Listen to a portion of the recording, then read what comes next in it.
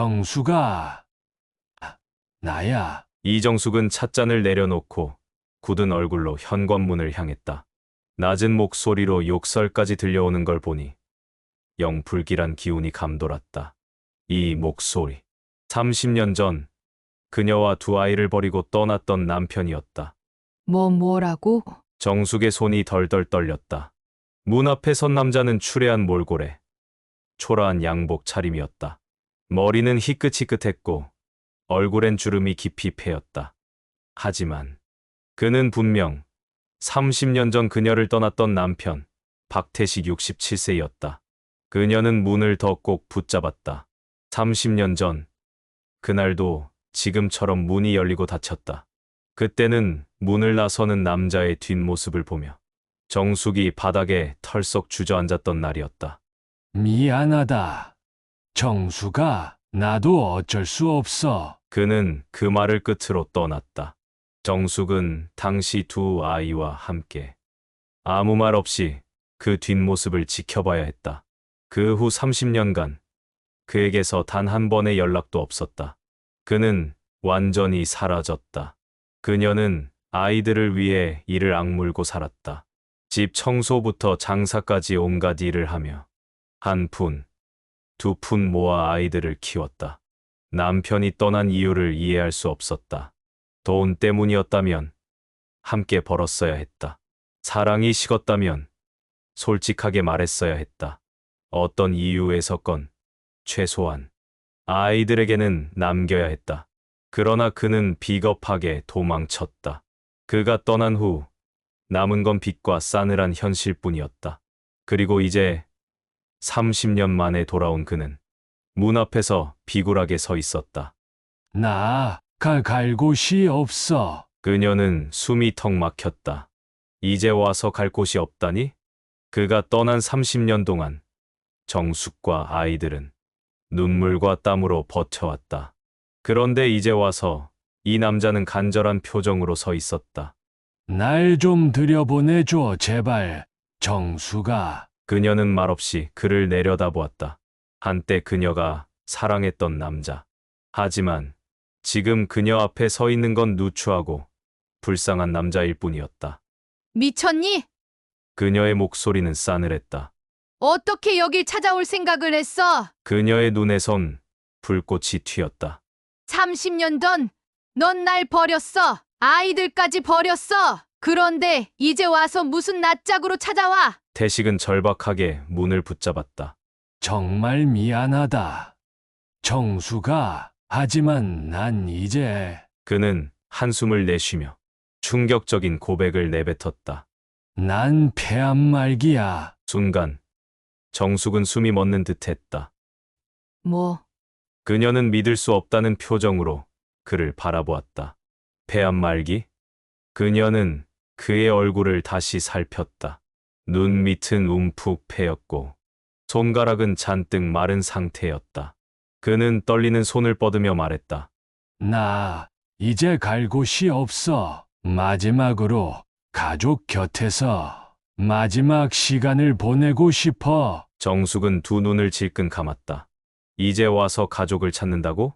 30년 동안 연락 한 번 없던 남자가 이제 와서 가족이란 단어를 입에 올리다니. 그녀의 주먹이 덜덜 떨렸다. 이제 그녀 앞에는 두 가지 선택지만 남아 있었다. 1점, 문을 열어주고 받아들인다. 하지만 이건 불가능했다.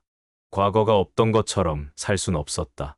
2점, 이 남자를 완전히 외면하고 문을 닫는다. 하지만 그럼에도 불구하고 그녀의 가슴 한쪽은 싸늘하게 얼어붙어 가고 있었다. 그리고 그녀는 조용히 입을 열었다. 정숙은 그를 집 안으로 들이지 않았다. 여기서 기다려. 그녀는 차갑게 말한 뒤 현관문을 닫았다. 태식은 문 앞에 힘없이 주저앉았다. 그의 눈가엔 절망이 서려 있었다. 그러나 정숙은 눈 하나 깜짝하지 않았다. 그녀는 침착하게 휴대폰을 들고 아들, 딸에게 전화를 걸었다. 여보세요. 엄마. 무슨 일이야? 지금 집으로 좀 와라. 무슨 일인데? 엄마 목소리가 왜 그래? 내 아빠가 돌아왔다. 뭐, 그 순간 전화기 너머로 숨을 들이마시는 소리가 들렸다. 엄마, 농담하지 마. 농담이면 좋겠지. 그 인간이 왜 이제 와서? 와서 직접 봐. 엄마, 당장 경찰 불러. 그 쓰레기 같은 인간을 왜 만나? 내 아버지라고 불러라. 아버지, 그 인간은 우리 버리고 갔어. 난 그런 인간 아버지라고 안 불러. 정숙은 한숨을 내쉬었다. 그 인간 폐암 말기란다. 전화기 너머에서 긴 침묵이 흘렀다. 이제 와서. 그래. 이제 와서. 금방 갈게. 전화가 끊겼다. 엄마. 무슨 일이에요? 집으로 좀 와라. 내 아버지가 왔다. 네, 내가 들은 대로야. 내 아버지가 왔다고. 아빠. 아니, 그 사람이 왜? 그 사람 폐암 말기래. 뭐? 이제야 가족을 찾으러 왔다고 하더라. 정숙은 기다렸다. 그리고 마침내 지혜가 한숨을 내쉬었다. 엄마, 저 집에 가요. 당장. 전화가 끊겼다. 1시간 후, 문 앞에 검은색 SUV 한 대가 섰다. 운전석에서 내린 건 아들 준석이었다. 그는 분노에 찬 표정으로 문 앞에 쭈그리고 앉아있는 태식을 내려다봤다. 야! 태식은 천천히 고개를 들었다. 두 남자의 시선이 맞닿았다.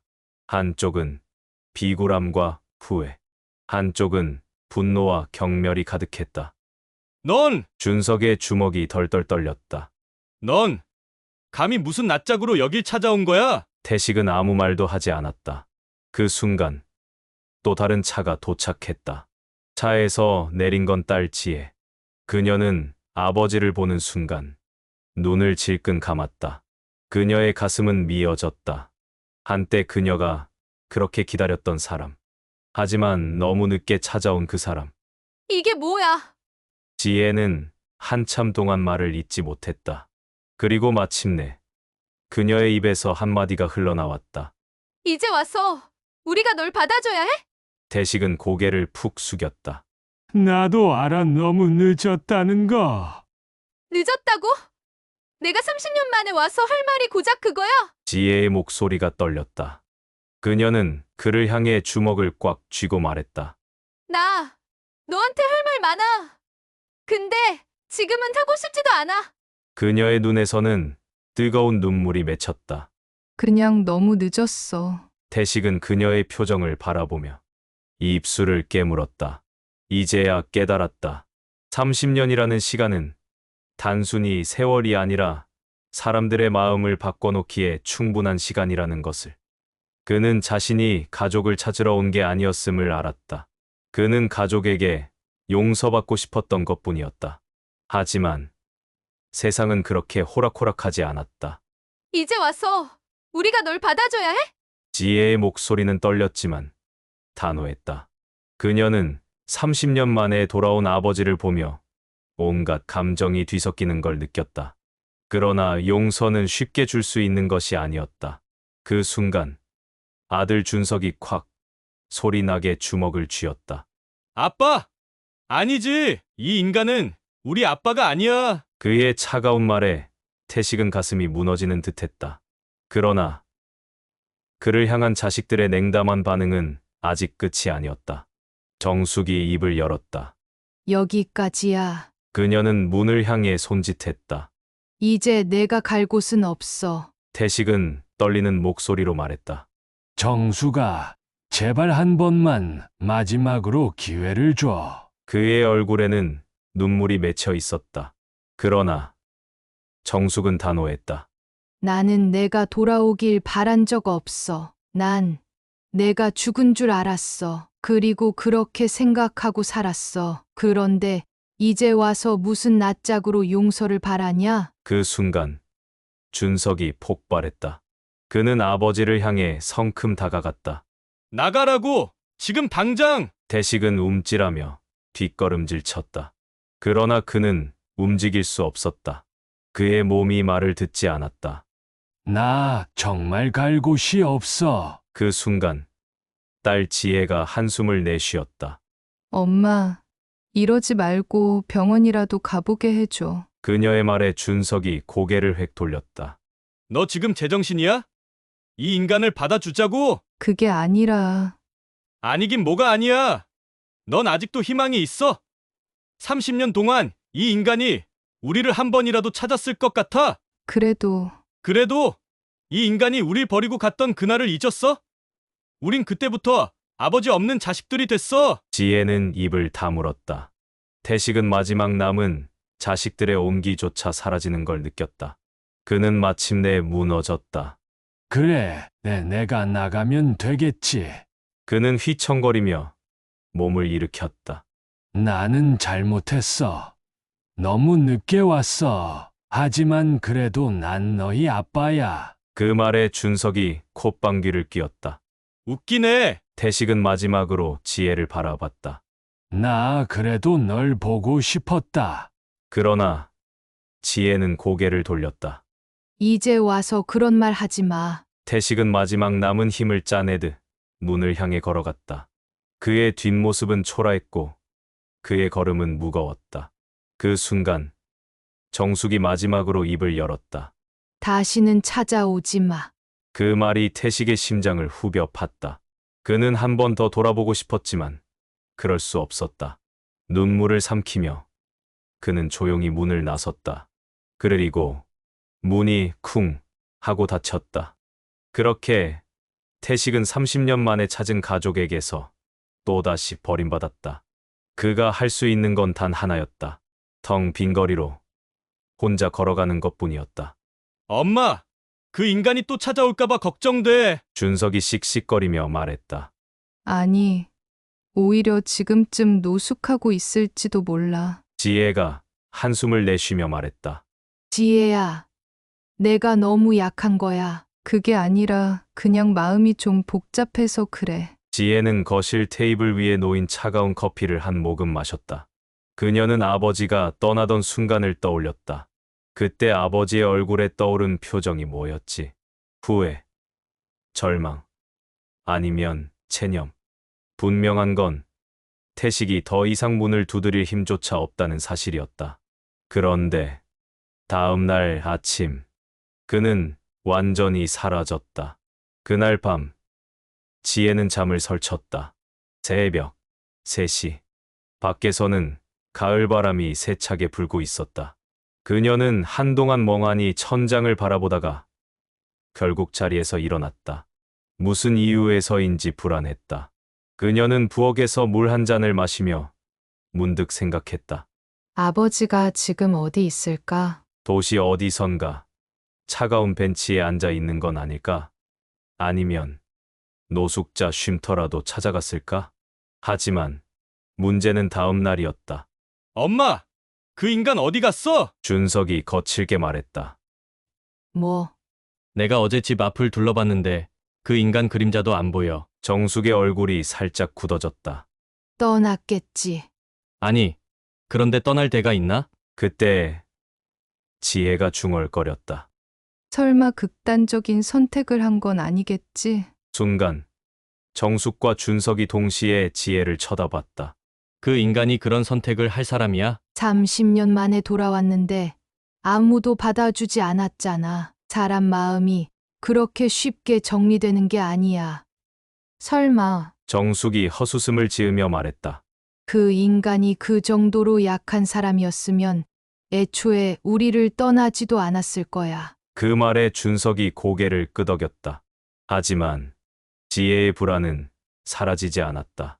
그날 저녁, 집으로 한 통의 전화가 걸려왔다. 서울 강남 경찰서입니다.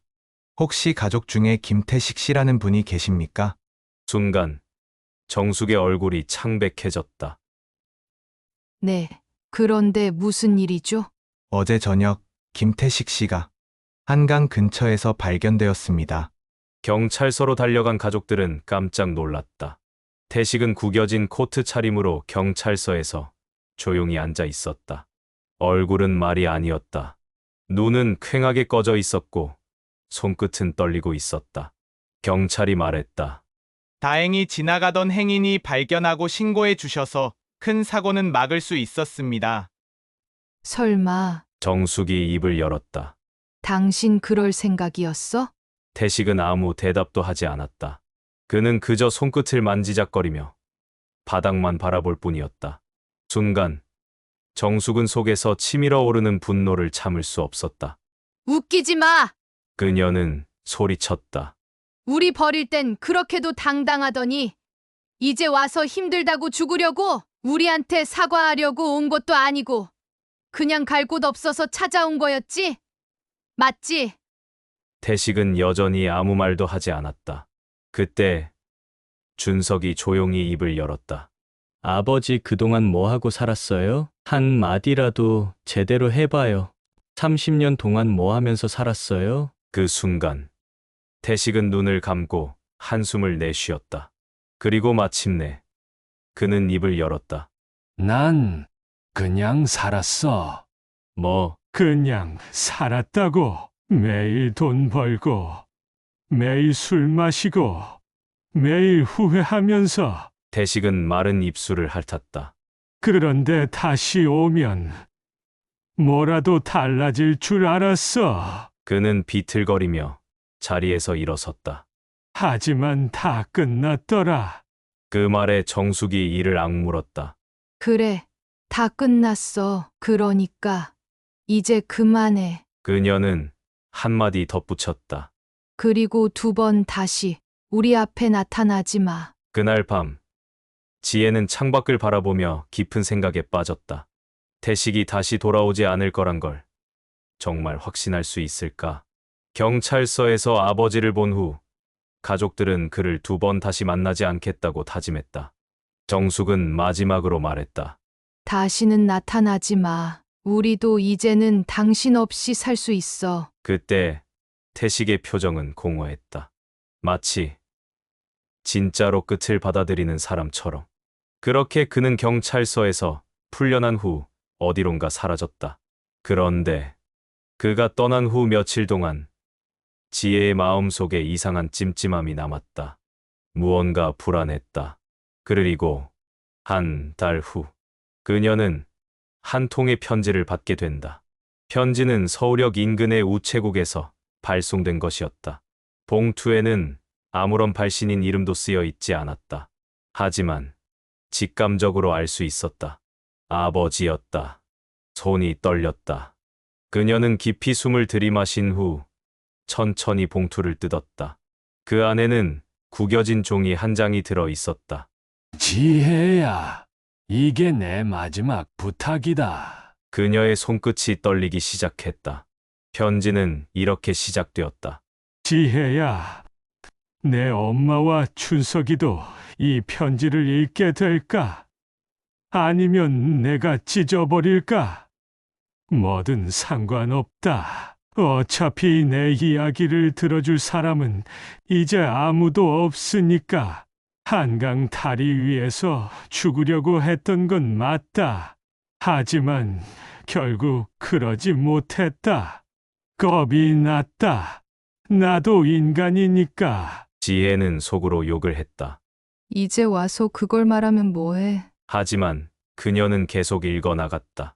나는 이제 더 이상 갈 곳이 없다. 친구도 없고, 돈도 없고, 몸도 점점 말을 듣지 않는다. 내 마지막 남은 자존심도 경찰서에서 다 버렸다. 이제 정말 아무것도 없다. 편지는 계속 이어졌다. 그런데, 그런 내가 너희한테 뭘 바라겠냐? 아무것도 원하지 않는다. 그저 마지막으로 한 가지만 부탁하고 싶다. 지혜는 손끝을 꽉 움켜쥐었다. 부탁. 이제 와서 무슨 부탁? 그녀는 편지를 끝까지 읽었다. 그리고 순간적으로 몸이 굳어졌다.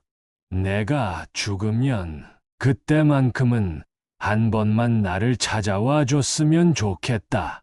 내가 어디서 죽을진 모르겠지만 죽기 전에 마지막으로 부탁하는 거다. 내가 너희를 위해 해줄 수 있는 일은 하나도 없었지만 부디 내 마지막 순간만큼은 혼자 보내고 싶지 않다. 부탁한다. 아버지로서 할 수 있는 마지막 부탁이다. 편지는 거기서 끝났다. 지혜는 손에 편지를 꼭 쥔 채 거실로 갔다. 정숙은 소파에 앉아 TV를 보고 있었다. 그녀의 얼굴은 평온해 보였다. 하지만 지혜는 알았다. 엄마 역시 아버지가 사라진 후 속으로 많은 생각을 하고 있었다는 것을. 지혜는 조심스럽게 말했다. 엄마, 이거 아버지가 보낸 편지야. 정숙의 손이 움찔했다. 그 인간이 또 무슨 핑계를 대? 엄마, 이번엔 좀 달라. 지혜는 편지를 엄마에게 건넸다. 정숙은 한참을 편지를 바라보다가 결국 조용히 읽기 시작했다. 읽는 내내 그녀의 얼굴엔 아무런 감정도 드러나지 않았다. 하지만 마지막 문장을 읽는 순간 그녀는 손끝을 꼭 움켜쥐었다. 내가 왜 이걸 읽었을까? 그녀는 한숨을 내쉬었다. 엄마, 우리가 마지막까지도 그 사람을 버려야 할까? 정숙은 아무런 대답도 하지 않았다. 지혜와 준석, 그리고 정숙은 한동안 그 편지를 두고 고민했다. 솔직히 아무것도 해주고 싶지 않아. 준석이 말했다. 지금이라도 연락해서 다시 집으로 들어오겠다고 하면 어떡할 건데? 그럴 사람 아니야. 그걸 어떻게 알아? 그냥 느낌이 그래. 느낌? 준석은 한숨을 내쉬며 말했다. 하긴 그 인간이 남긴 마지막 부탁이 고작 장례라면 정말 죽을 결심을 한 걸 수도 있겠네. 그 순간 정숙이 작게 중얼거렸다. 우리 찾아볼까? 지혜와 준석이 동시에 엄마를 쳐다봤다. 엄마, 진심이야? 정숙은 아무 말 없이 고개를 끄덕였다. 그 사람이 어디 있는지 한 번쯤은 확인해야 하지 않을까? 그날 오후 지혜의 핸드폰이 울렸다. 모르는 번호였다. 잠시 망설였지만 결국 통화를 눌렀다. 여보세요? 안녕하세요. 여기 서울역 인근 노숙자 보호센터인데요. 순간 심장이 철렁 내려앉았다. 혹시 강태식 씨라는 분 가족 맞으세요? 그녀는 핸드폰을 꽉 움켜쥐었다. 네, 맞아요. 왜요? 무슨 일이 있나요? 상대방은 잠시 뜸을 들이더니 조심스럽게 말했다. 태식 씨가 지금 여기 있습니다. 뭐라고요? 지혜와 준석, 그리고 정숙은 급히 보호센터로 향했다. 서울역 근처의 작은 건물이었다. 어디 계신가요? 직원이 조용히 손짓하며 한쪽 방을 가리켰다. 그곳엔 작은 침대 몇 개가 놓여 있었고 그중 한 곳에서 한 남자가 웅크린 채 자고 있었다. 태식이었다. 평생 본 아버지 중 가장 초라한 모습이었다. 그는 비쩍 마르고 머리는 헝클어져 있었으며 손은 상처투성이었다. 하지만 무엇보다도 그의 얼굴엔 어떤 생기도 남아있지 않았다. 정숙이 그를 바라봤다. 하지만 한동안 아무 말도 하지 않았다. 지혜가 조심스럽게 다가갔다. 아버지? 태식이 천천히 눈을 떴다. 그리고 그들을 보자 깜짝 놀란 표정을 지었다. 왜 왔어? 그의 목소리는 너무나도 가늘고 힘이 없었다. 정숙이 조용히 말했다. 우리가 여기 왔다고 놀라지 마. 그냥 한 번쯤은 확인해야 할 것 같아서. 태식은 쓴웃음을 지었다. 그래, 너희는 내가 죽었는지 살아있는지만 확인하고 가겠다는 거지. 어차피 난 여기서 오래 못 버틴다. 곧 떠날 거야. 준석이 한숨을 쉬며 말했다. 또 어디로 떠난다는 건데? 몰라. 그냥 어디든 가야지. 왜? 너희를 더 이상 귀찮게 하고 싶지 않으니까. 그의 말에 정숙이 미간을 찌푸렸다.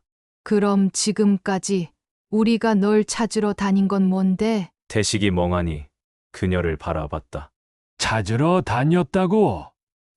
그래, 편지 보고 그냥 버릴 수도 있었지만 우리가 널 찾아야 한다고 생각해서 왔다고. 그의 눈동자가 흔들렸다. 그럴 이유가 있었어. 이제 와서 왜? 난 너희를 배신했는데. 정숙은 아무 말도 하지 않았다. 대신 그녀는 조용히 자리에서 일어나더니 태식을 바라보며 말했다. 우리 잠깐만 나갔다 올게. 지혜와 준석도 따라 나섰다.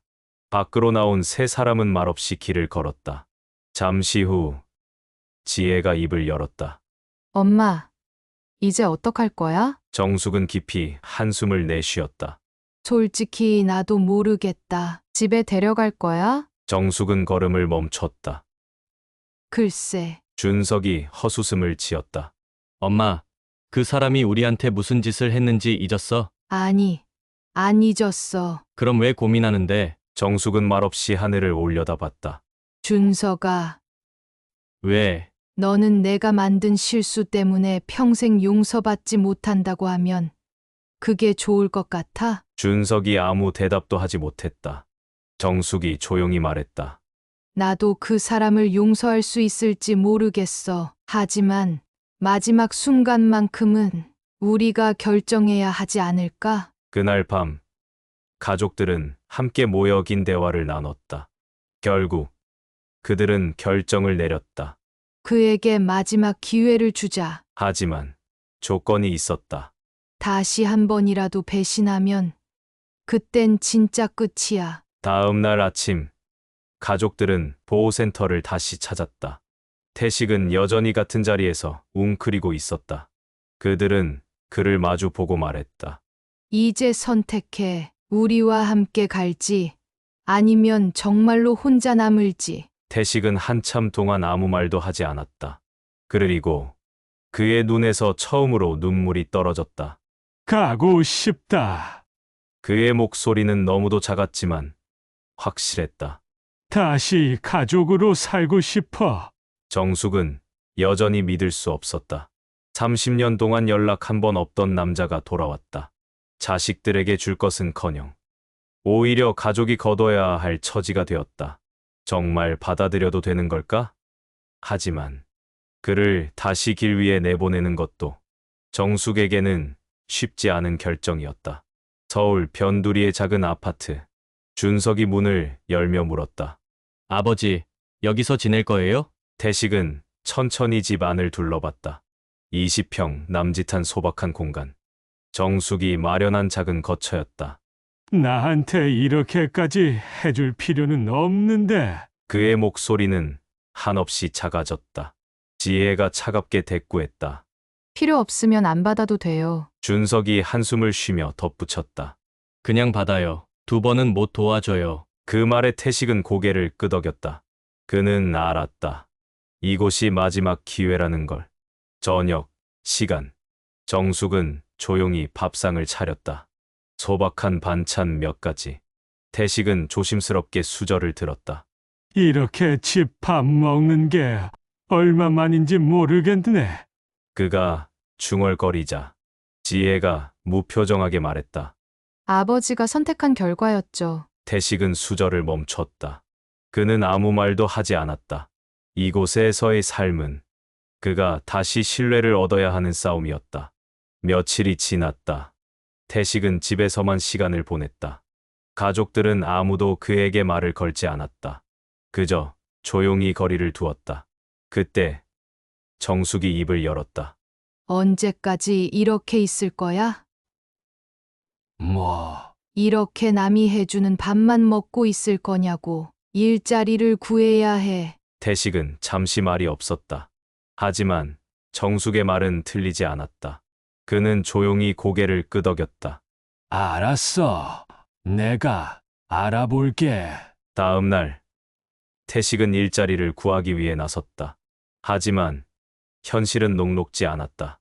연세가 좀 많으시네요. 경험이 없으면 어렵습니다. 죄송합니다. 채용 마감됐습니다. 몇 시간 동안 문전박대를 당하자 태식은 점점 지쳐갔다. 그때 한 건설 현장에서 일용직을 모집한다는 소식을 들었다. 태식은 주저하지 않고 지원했다. 연세가 좀 많으신데 괜찮으시겠어요? 할 수 있습니다. 그의 단호한 말에 담당자가 고개를 끄덕였다. 좋아요. 내일부터 출근하세요. 다음 날 아침 태식은 헬멧을 쓰고 현장에 섰다. 건설 현장은 거칠고 힘들었다. 하지만 그는 포기하지 않았다. 땀을 흘리며 일했다. 예전처럼 돈을 쓸어 담을 수는 없었다. 하지만 적어도 가족에게 손을 벌리지 않아도 되는 삶을 만들고 싶었다. 이젠 자신이 책임져야 했다. 몇 주 후, 태식은 매일 새벽 출근하고 늦은 밤 돌아왔다. 가족들도 그를 조용히 지켜봤다. 어느 날 저녁, 준석이 슬쩍 물었다. 아버지, 일 힘들죠? 태식은 웃으며 말했다. 이제라도 벌어야지. 정숙이 밥을 차리며 중얼거렸다. 이제야 정신 차렸나 보네. 태식은 그 말에 아무 대꾸도 하지 않았다. 하지만 속으로 다짐했다. 더 이상 실망시키지 않겠다. 태식은 매일같이 새벽에 나가서 늦은 밤에 돌아왔다. 허리가 휘도록 일했지만 집에 돌아오면 여전히 가족들은 싸늘했다. 준석과 지혜는 그를 가족으로 받아들일 준비가 되지 않은 것 같았다. 아버지, 언제까지 그렇게 하실 거예요? 지혜가 퉁명스럽게 물었다. 태식은 피곤한 눈을 감았다 뜨며 말했다. 언제까지라도. 태식은 몇 달 만에 월급을 받았다. 처음엔 작은 돈이었지만 그 돈으로 그는 가장 먼저 정숙에게 갔다. 이거 생활비야. 태식이 봉투를 내밀었지만 정숙은 가만히 쳐다보기만 했다. 이제 와서 이런 거 주면 뭐가 달라져요? 태식은 말없이 고개를 숙였다. 그가 가족을 위해 일한다는 걸 보여주고 싶었지만 그들에게는 이미 너무 늦은 것 같았다. 돈으로 해결할 수 있는 문제가 아니야. 준석이 냉랭하게 말했다. 그렇다. 태식은 젊었을 때부터 돈이면 다 된다고 생각했다. 그런데 그것이 가장 큰 실수였다. 어느 날 태식은 작은 카드를 하나 꺼냈다. 그가 다니던 건설 현장에서 한 노인이 건네준 것이었다. 가족 상담 센터. 이런 것도 한번 가보면 좋을 거야. 가족이 다시 가까워지는데 도움될 수도 있어. 태식은 처음에는 망설였다. 자신이 무슨 자격으로 그런 상담을 받는단 말인가? 하지만 그는 깨달았다. 과거를 지울 순 없지만 바꿀 순 있다. 그렇게 그는 가족 상담을 받아보기로 결심했다. 정숙을 비롯한 가족들에게 이야기했다. 나 상담을 받아보려고 해. 무슨 상담이요? 가족 상담. 지혜는 황당하다는 듯 피식 웃었다. 아버지가요? 진짜요?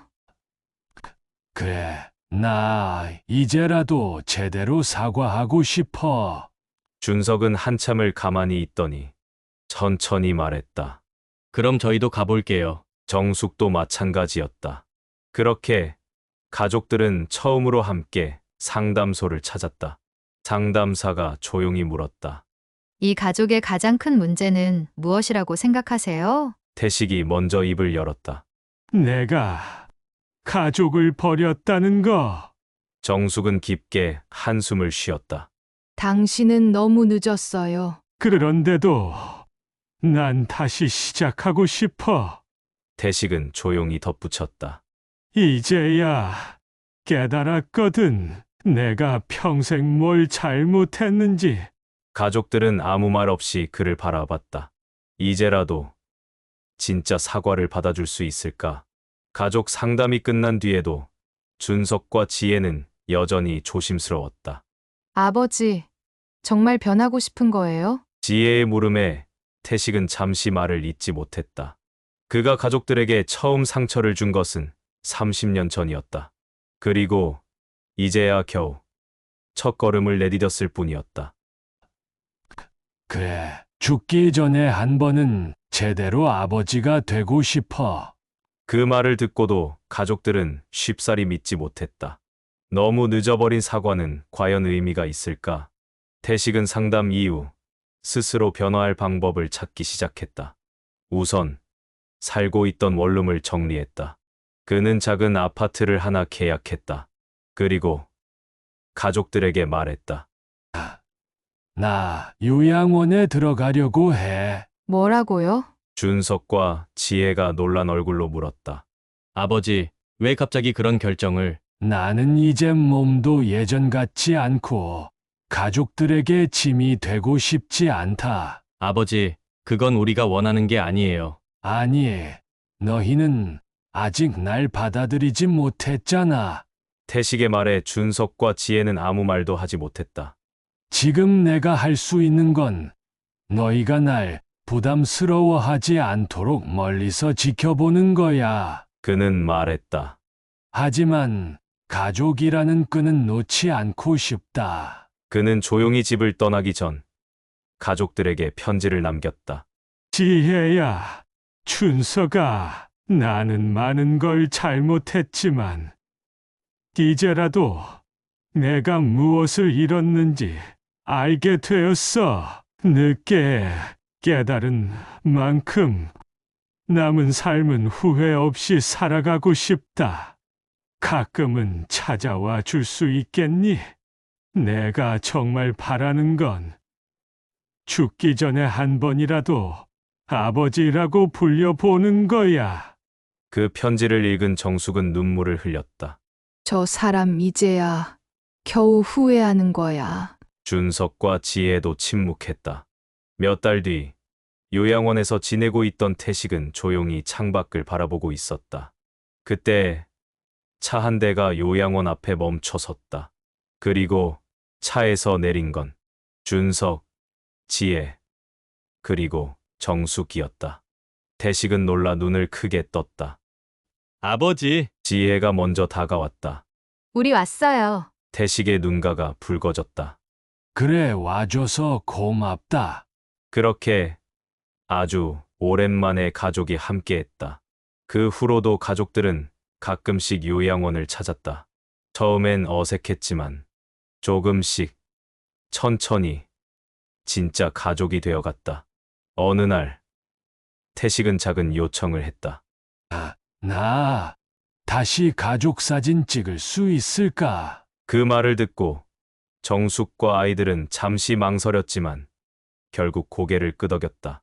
그렇게 가족들은 30년 만에 처음으로 함께 사진을 찍었다. 태식은 사진을 바라보며 조용히 미소를 지었다. 이제야 아버지가 된 것 같구나. 사람은 누구나 실수한다. 하지만 그 실수를 바로잡는 용기를 내는 것은 또 다른 이야기다. 가족이라는 관계는 때로는 사랑보다도 더 깊은 상처를 남기기도 한다. 한 번 멀어진 관계를 다시 회복하는 것은 쉽지 않다. 그러나 진심은 결국 닿는다.